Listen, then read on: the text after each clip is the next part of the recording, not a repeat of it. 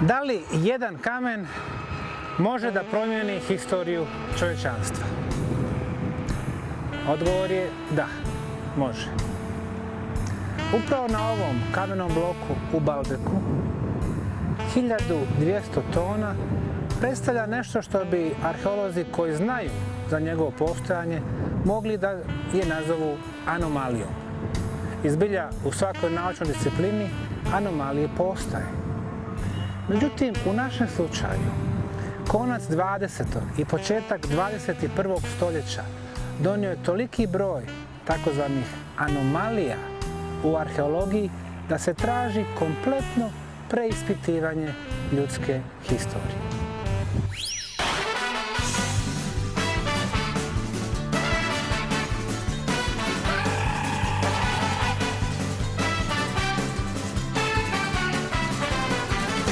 Fenomenalni uskršnji otok.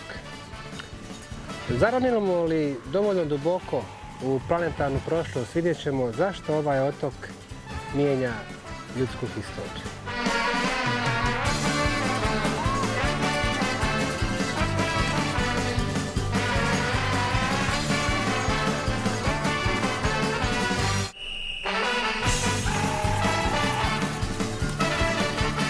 Ovaj kameni blok iza mene ruši u parapamcad modernu arheologiju i historiju.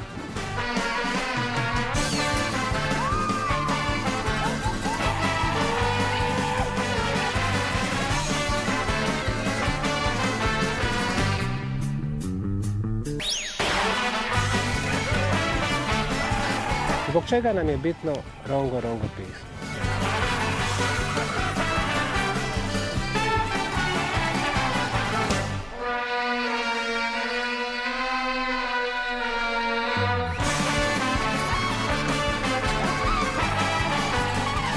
Legendarni Machu Picchu.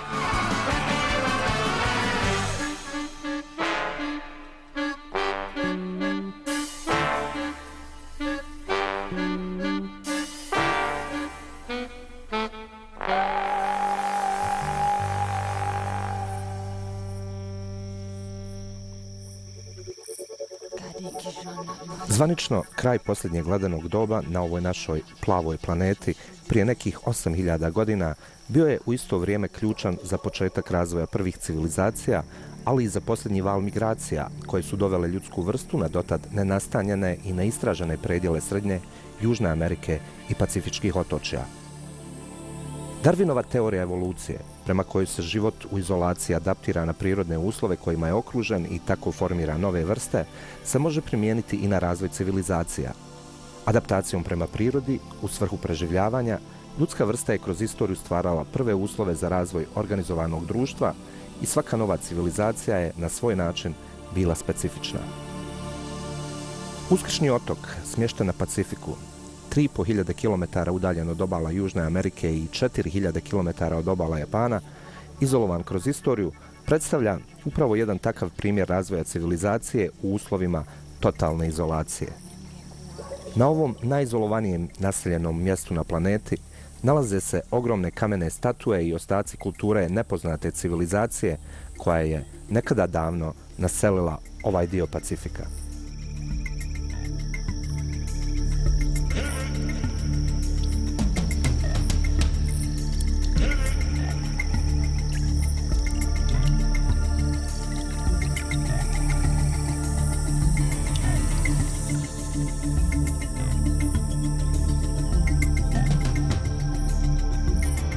Nalazim se na vrhu vjetrovitog vulkana Rano Ranaku. 3 vulkana koji formiraju jednakostranični trokut i sa vulkanskim tlom između njih formiraju uskršnji otok. Easter Island, kao ga zovu u Europi i Sjevernoj Americi. Rapa Nui, kako ime domaćeg domorodačkog stanovništva. Istočno od mene, 3700 km, nalazi se najbliža južnoamerička obala, obala Čilea. Na drugu stranu, na zapad, također Južnim Pacifikom, potrebno je ploviti 4100 km da bi se došlo do Tahitija, najbližeg otočja. Drugim riječima, nalazeći se sam u bespućima Pacifika, Uskršnji otok predstavlja najizoliraniju tačku na planeti. –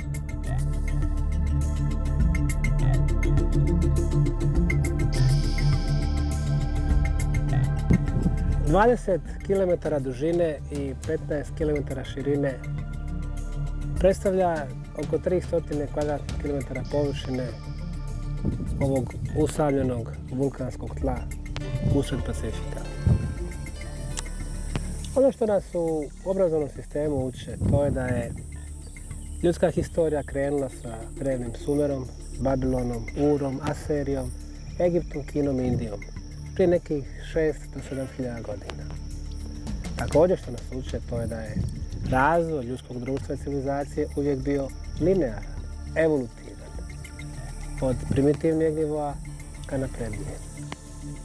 Kako onda objasniti činjenicu da se na ovom usamljenom komadiću tla, u ovom pacifičkom bespuću, nalaze primjeri vrlo razvijene civilizacije?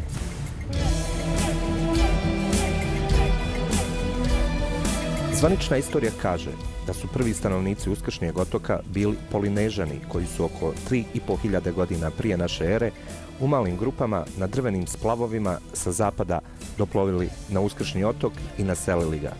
Ove grupe su u uslovima izolacije izgubile kontakt sa svojom prvobitnom kulturom i razvile zasebnu civilizaciju, danas poznatu po izradi ogromnih kamenih statua zvanih Moai, koje su u nekim slučajevima teške preko 100 tona.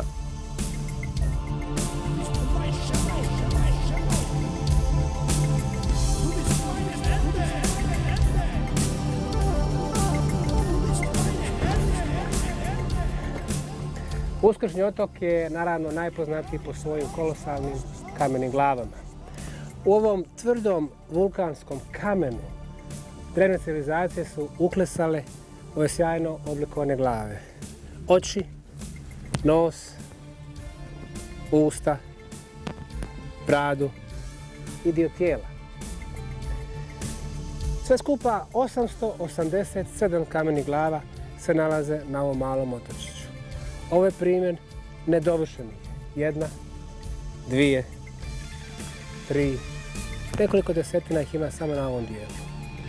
Ono što se pruža ispod nas su kamene glave, neke su podignute, a neke leže u ovoj travi.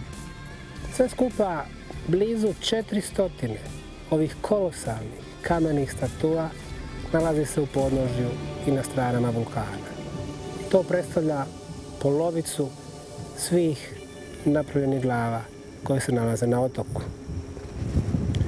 Ono što je posebno interesantno kao pitanje je kako su ove glave transportirane sa jednog kraja otoka na drugi. Neke od ovih glava nalaze se čak 20 km odavde. Donedavno vladajuća teorija bila je legenda lokalnog stanovništva. Ona govori o tome da su glave same hodale.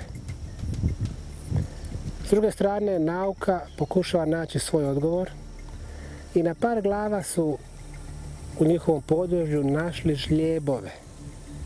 Nadalje tvrde da su postavljali kamene blokove koji su bili polukružni i zatim su sa velikim drvenim štapovima zapravo gurali te glave u uspravnom položaju.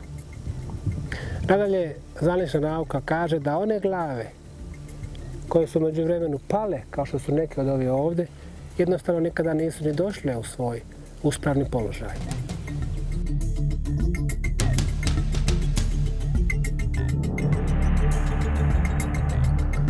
Način na koji su uklesane u ovoj čvrstoj kamenoj stijeni zapravo je nepoznanica. Neke od tvrdnji da su one zapravo klesane u bazaltnim kamenim stijenama su mogući odgovor. Međutim, po meni vrlo slabo vjerovatno. Ono što zvanična historija tvrdi za Uskršnje otoke, to je da je u doba kada su ove kamene glave klesane, da je populacija na otoku bila između 12 i 15 hiljada ljudi. Da li je to tačno, ne znam. Kada su prije skoro 300 godina Holanđani došli ovdje, sasvim slučajno, naišli su na oko 4000 lokalnih stanovnika. Da li ih je nekad bilo više, ne znamo. Europa je Uskršnji otok otkrila tek 1722. godine kada je holandski brod sa admiralom Jakobom Roggeveenom prvi pristao uz ovaj otok. Prvi zapisi o onome što su tamo našli su bili povod špekulacijama o porijeklu stanovnika sve do danas. Roggeveen je zapisao da su na otoku zatekli različite rase ljudi, crnopute i bijele kože, koji su živjeli skupa. Njegovi zapisi nam govore o organizaciji društva u nekoliko klasa. Bijelo stanovništvo je nosilo velike diskove kao naušnice i molilo se ispred velikih kamenih statua, izvodeći različite ceremonijalne obrede. Ovaj izvještaj holandskih mornara se nikako ne uklapa u teoriju o porijeklu stanovnika otoka, jer postavlja pitanje otkud bijelci među Polinežanima koji su izrazito tamne puti na ovom izolovanom dijelu svijeta.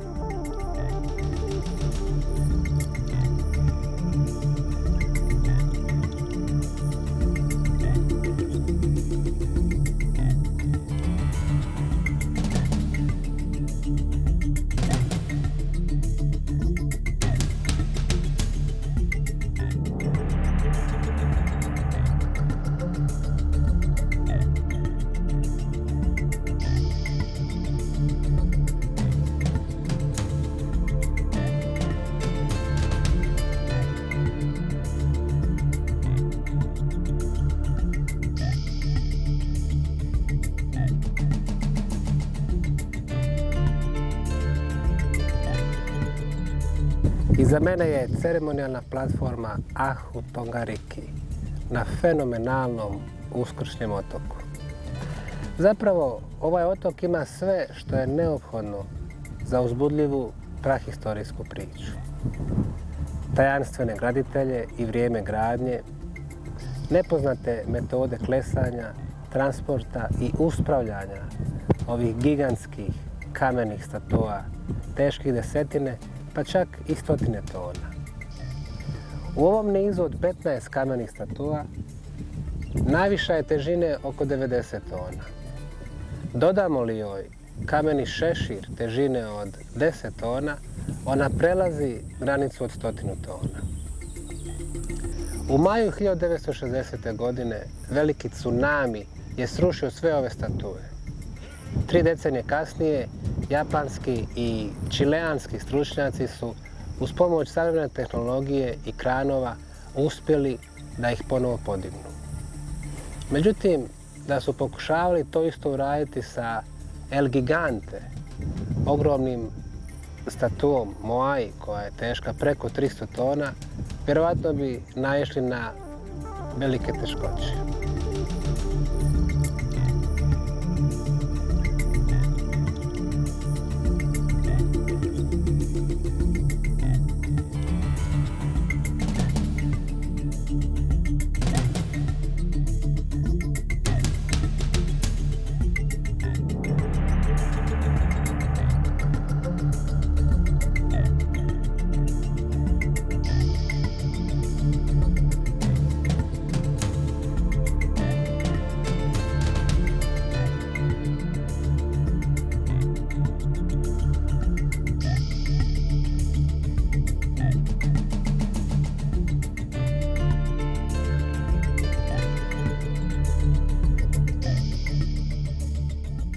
Fenomenalni Uskršnji otok. Zaronimo li dovoljno duboko u planetarnu prošlost, vidjet ćemo zašto ovaj otok mijenja ljudsku historiju. Ove kamene glave koje su pravljene u dalekoj prošlosti predstavljaju jedan od fenomena na našoj planeti. Pogledajmo njihovu strukturu. Tijelo i glava je pravljena iz jednog komada, što samo po sebi govori o savršenstvu drevnih graditelja. Na glavi im se nalazi najvjerojatnije predmet od crvenog vulkanskog kamena koji je pravljen na drugoj lokaciji na otoku. Pogledamo li samo tijelo, bradavice na grudima zajedno sa pupkom formiraju pravilan jednakostranični trougao. što sasvim odgovara proporciji na ljudskom tijelu. Nadalje, iste te bradavice sa dnom brade također formiraju jednakostranični trougao. Prema tome, graditelji ovih kamenih statua su dobro poznavali ljudsku anatomiju. Međutim, ono što čudi, to su ruke, odnosno prsti na rukama. Na svakoj statui Moai koja se nalazi na ovom otoku, ovi prsti su uvijek prikazani dužine 2 do 2,5 puta duže nego što je danas slučaj. Da li su drevni graditelji ovih kamenih statua kroz prikaz svojih sofisticiranih ruku i prstiju zapravo ostavili nam poruku da oni te ruke nisu koristili za teški fizički rad, kako danas pretpostavlja moderna nauka, već zapravo da su imali neke naprednije tehnologije o kojima danas ne znamo ništa.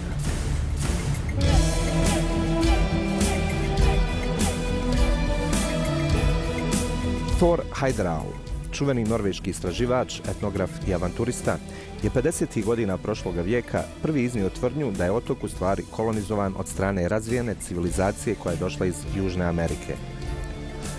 On je tvrdio da su kolonizatori bili potomci Virakoča, mitoloških bijelih ljudi koji su nakon potopa donijeli civilizaciju prvo narodima Anda i Centralne Amerike, a nakon toga, kao što i legende ovih drevnih naroda kažu, plovili dalje na zapad i naseljavali otočje Pacifika. Po njegovim riječima, moderna arheologija je u potpunosti ignorirala zapise prvih moreplovaca koji su doplovili na Uskršnji otok i zabilježili postojanje bijelih ljudi na njemu, kao i činjenicu da je na otoku uzgajano povrće poput krompira koje je Europa upoznala tek otkrićem Južne Amerike. Također, ovaj uporni Norvežanin je ukazao na gotovo identičan stil gradnje velikih zidova andskih civilizacija u Peruu i zidova građenih na Uskršnjem otoku. Detalj megalitnog zida na Uskršnjem otoku u Južnom Pacifiku? Ne. Saksajumon, 5000 km dalje na južnoameričkom kontinentu.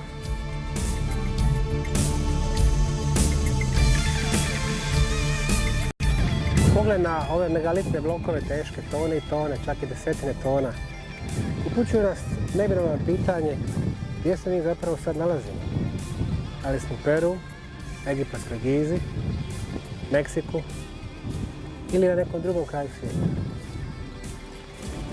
Naravno, hercegovački Daurson i ovaj kameni zid koji se nalazi na Uskršnjim otocima pod nazivom Ahu-Vinapu ima itekako mnogo sličnog. Po načinu gradnje, po dizajnu, po načinu na koji su ovi megalitni blokovi rezani. Priča o oštrici brijača koji ne može da prođe između kamenih blokova koju srećemo na različitim stranama svijeta, ponavlja se i ovdje. Iskoristimo plastičnu karticu, bez koje je danas život gotovo nemoguć, i pokušajmo je provući između dva kamena bloka. Ne može. Prema tome, i nakon toliko hiljada godina, ovaj spoj je tako fenomenalno urađen da jednostavno, osim riječi divljenja, ne možemo ništa drugo nego da posvetimo drevnim graditeljima. A kada vidimo način na koji ide radijus ovih kamenih blokova, ja mislim da se zapravo možemo samo zaljubiti u te eksperte iz građevinarstva, astronomije i inženjerstva iz dalekih vremena. Interesantan fenomen, također tipičan za Južnu i Srednju Ameriku, predstavljaju kamene kugle. Na Uskršnjem otoku nalazimo možda i najmisteriozniju od svih. Nedaleko od postolja, gdje su se nekada nalazile kamene statue, nalazi se lokacija sa nekoliko kamenih kugli.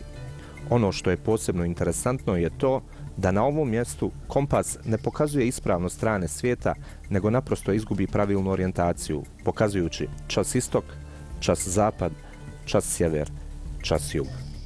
Ahate Pitacura, usamljeni mali zaljev na još usamljenijem Uskršnjem otoku u centru Pacifika. Na 3 metra prečnika nalazi se jedna velika i 4 male kamene kugle.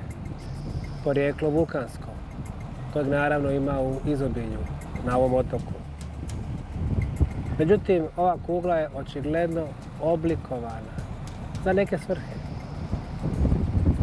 Mi se pokušavamo prisjetiti znanja koje su imale drevne civilizacije. Prije 4 decenije iz Egipta je krenulo ustanovljavanje nove nauke koja se naziva biogeometrija i koja pokušava da odgonetne koji geometrijski oblici imaju najjače energetsko djelovanje. Ono što je do sada utvrđeno je da su to 2 geometrijska oblika. Oblik piramide i oblik kamene kugle. Stoga nije čudo što kompas jednostavno izgubi svaku vezu sa vremenom kada se nađe preko ovakvih oblika ljudskog rada i što je sigurno ova nagomilana energija koja se polako puštala u okolinu i u prostor služila drevnim narodima za njihove ceremonijalne svrhe. Još jedan dokaz izuzetne razvijenosti civilizacije Uskršnjeg otoka je njeno još uvijek nedešifrirano pismo zvano Rongo Rongo.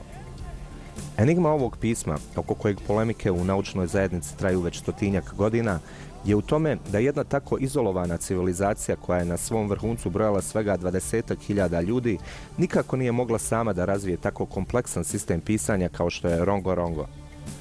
Legende Uskršnjeg otoka kažu da je i ovo pismo doneseno od strane prvih kolonista koji su došli sa istoka i naselili ove predjele. Drvena pločica koja prikazuje misteriozno Rongo Rongo pismo. Kada su Holanđani 1722. godine pristajale uz obalu Uskršnjeg otoka, započeo je kulturni genocid. Fregate Holanđana su slijeđene sa fregatama Britanaca, Francuza, Španjolaca, Portugalaca, Rusa. Na koncu sve se završilo sa Čileancima koji su stavili ovaj otok pod svoju kontrolu.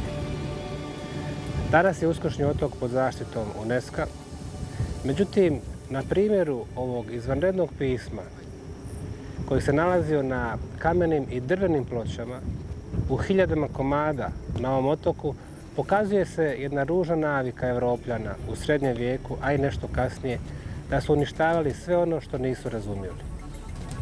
Od hiljade i hiljade ploča sa Rongo Rongom pismom, danas ih je u životu ostalo samo 25.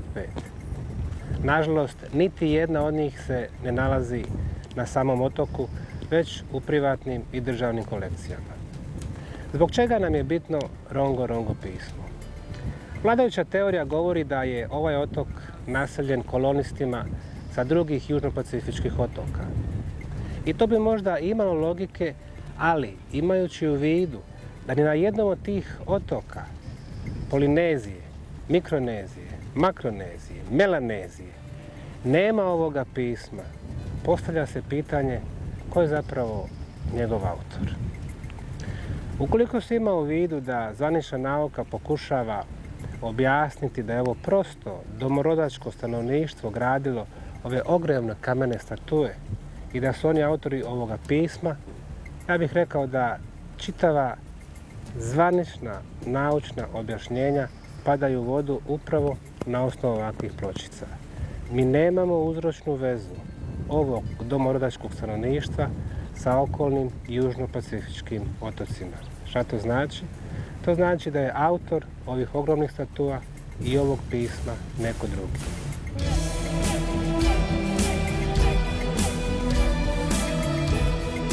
Očigledno da priča moderne arheologije i historije o tome da su primitivni domorodci uspijevali da ove statue teške 100 tona prenose sa lakoćom sa jednog kraja otoka na drugi, zapravo nema validnu osnovu. Ovdje je primijenjena tehnologija za koju mi danas ne znamo. I zapravo ovo je možda najveći dokaz da je upravo na ovom otoku se odvijao jedan prethodni ciklus ljudskog društva i daje nam jednu potvrdu naših nastojanja da uđemo u trag tim izgubljenim civilizacijama daleke prošlosti.